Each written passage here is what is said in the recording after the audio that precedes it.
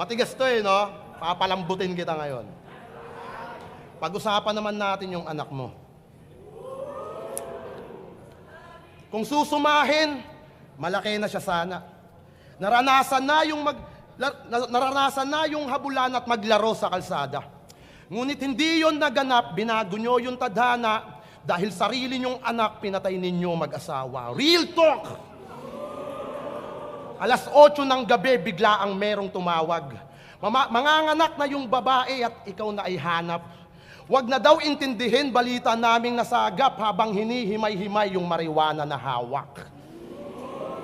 Pa-freestyle ka pa noon, pagtapos masindihan. Nakukuha pa mag-flow, puta ang tindi niyan. Habang asawa niya nandun, putok na yung panubigan. Di ba sabi niya sa'yo, di siya pupunta ng lying in habang wala ka. Pero siya tigas muka, hindi man lang na alarma.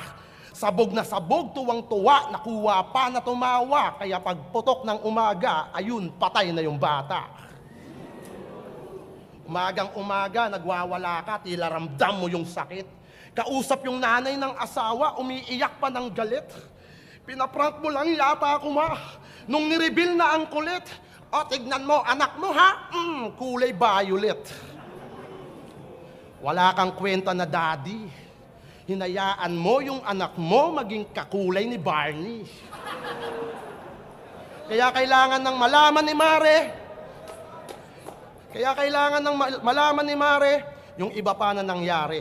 Madaling araw pa lang pare, binigyan kita pamasahe. Kaso asang-asa ka doon sa kausap mo na babae. Tapos hindi